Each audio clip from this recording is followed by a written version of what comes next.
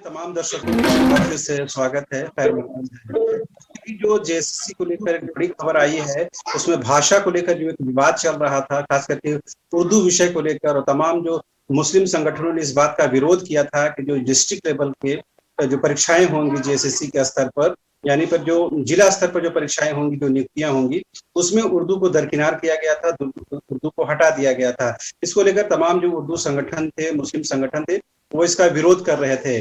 तो कहीं न कहीं सरकार तक भी ये बात पहुंच रही थी, और उसी का ये नतीजा है कि अब से थोड़ी देर पहले जो सरकार ने का गजट है, उसमें इस बात को मेंशन किया गया है कि तमाम जिलों में जो परीक्षाएं, जिला स्तर पर जो परीक्षाएं होंगी, उसमें जो नियुक्तियां होंगी, उसके लिए जो उर्दू विषय को जो हटा दिया गया था, उसमें उर्दू को फिर से शामिल कर दिया गया है। तो सरकार के इस स्टेप के बाद कहीं न कहीं मुस्लिम जो संगठन है, वो कहीं न कहीं खुश हैं और इस बात का इस्तकबाल कर रहे हैं। इस विषय पर बात करने के लिए हमारे साथ मौजूद हैं जो छात्र नेता भी हैं और मुस्लिम संगठन में खास तौर पर अपना रुतबा रखते हैं, शमीम अली साहब। शमीम अली साहब, अगर मेरी आवाज आप तक पहुंच पा रही होगी तो मैं आपसे जी जी जी जी शहनवाज भाई जी। तो अभी सरकार का गजट आया है, उसमें उर्दू विषय को शामिल किया गया है, इसे आप लोग क्या अपनी जीत के तौर पर देख रहे हैं? नहीं, सबसे पहले तो आपको और आपके चैनल को बधाई, 22 स्कोप को, जिन्होंने हम लोगों के अभियान को जो है प्रमुखता से दिखाया और सरकार तक हमारी आवाजों को पहुंचाने का काम किया।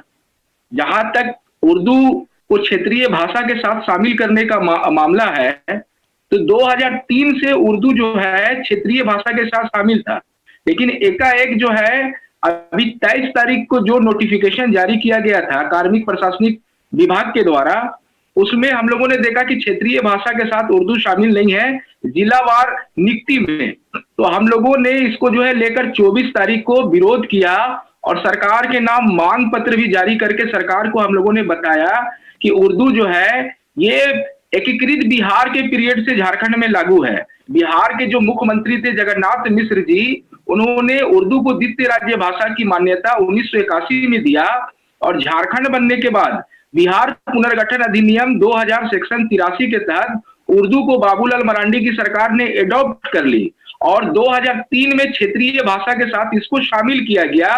वो इसलिए कि भाई जो सेकंड लैंग्वेज है, उनके जो है सहायक अनुवादक, उर्दू अनुवादक और उर्दू टंटक जो है प्रखंड स्तर पर नियुक्त किए गए थे बिहार के पीरियड से ही। तो कहीं ना कहीं क्षेत्रीय स्तर पर उर्दू बोली जाती है, लिखी जाती है और उर्दू का प्रयोग किया जाता है, इसलिए 2003 में इसको जो है शामिल किया गया।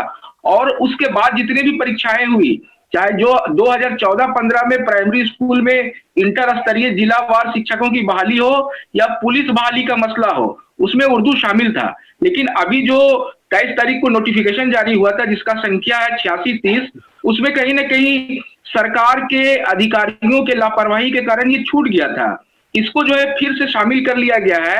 हम लोग माननीय मुख्यमंत्री श्री हेमंत सोरेन जी और तमाम मंत्रीगण और विधायकगण को धन्यवाद देते हैं, आभार देते हैं कि उन लोगों ने हमारी मांगों को, अभियानों को शामिल किया, और साथ ही साथ आपको भी धन्यवाद देते हैं। जी शमीम साहब, चूंकि आज 28 तारीख है और कल सरकार, हेमंत सोरेन की सरकार 2 साल का कार्यकाल अपना पूरा करने जा रही है, आज पूर्व संध्या है और बड़े जश्न की तैयारी है रांची के मोरहाबादी मैदान में। सबसे थोड़ी देर पहले मुख्यमंत्री खुद मोरहाबादी से होकर आए हैं, उन्होंने तमाम तैयारियों का जायजा लिया है। तो ये लग रहा है कि सरकार अपने 2 साल के पूरा होने से पूर्व तमाम उस तरह के लिटिगेशन को समाप्त करना चाहती है जो कहीं ना कहीं विरोध का आधार बनता है।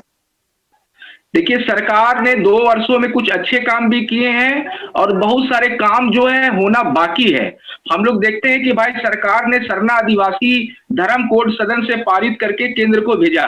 दूसरा जो है झारखंड में जो मॉब लिंचिंग का मामला था, 17 मार्च 2016 से 4 दिसंबर 2021 तक लगभग 56 लोगों की लिंचिंग हुई थी, जिसमें 15 मुस्लिम थे, 11 हिंदू थे, 5 जो है ईसाई थे, 4 सरना आदिवासी थे। तो इसको भी जो है इस बार जो सदन हुआ उस सदन में बिल लाने का काम किया है। साथ ही साथ युवाओं का रोजगार से जुड़ा हुआ मसला था, अभी सरकार ने देखे होंगे कि जिलावार और राज्य स्तरीय पदों पर बहाली के लिए वैकेंसी भी निकाला। तो ये पिछले 2 वर्षों में काफी काम होनी चाहिए जो नहीं हो पाया। बीच में कोरोना का भी पीरियड था। जो और काम होना है, हम लोग सरकार से उम्मीद करते हैं कि कल जो है स्थापना दिवस, कल जो सरकार के 2 वर्ष जो पूरा हो रहा है उसमें झारखंड के युवाओं के लिए, यहाँ के लोगों के लिए, आदिवासियों के लिए और खास करके अल्पसंख्यक मुस्लिम समुदाय के हित में जो निर्णय होना बाकी है उसे सरकार जल्द से जल्द पूरा करेगी।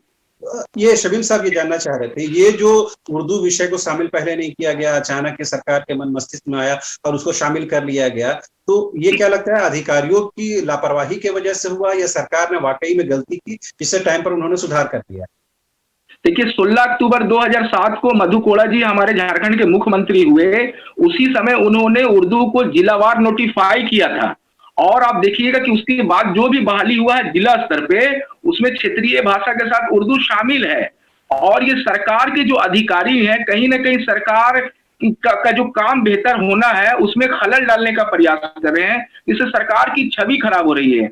हम लोगों का माननीय मुख्यमंत्री से रिक्वेस्ट होगा कि ऐसे अधिकारियों पर जो है लगाम लगाया जाए, उन पर कार्रवाई भी हो, ताकि जनता के हित में, झारखंड के हित में, यहाँ के लोगों के हित में सरकार जल्द से जल्द और बेहतर निर्णय ले सके और वो मामला विवाद में ना जाए।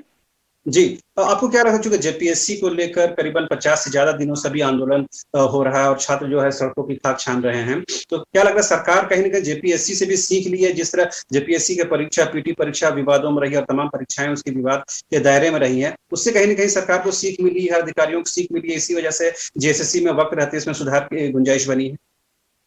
नहीं, झारखंड लोक सेवा आयोग का जहां तक मसला है, तो झारखंड लोक सेवा आयोग के स्थापना के बाद से लेकर अब तक कई विवाद आए हैं। आप देखे होंगे कि इससे पहले जो दिलीप प्रसाद चेयरमैन हुआ करते थे, उस समय बड़े बड़े मंत्रियों का, अधिकारियों का, हाई कोर्ट के जस्टिस का और बहुत सारे पैसा और पैरवी वाले लोगों का नियुक्ति हुआ था, जो कम नंबर लाने के बावजूद उनको अधिक नंबर दिया गया था। मैं खुद उस मामले पर मूवमेंट में रहा और मेरे ही आदेश पर जो है निगरानी जांच और फिर सीबीआई जांच की अनुशंसा हुई। हम लोगों को ने जो लेटर दिया था जी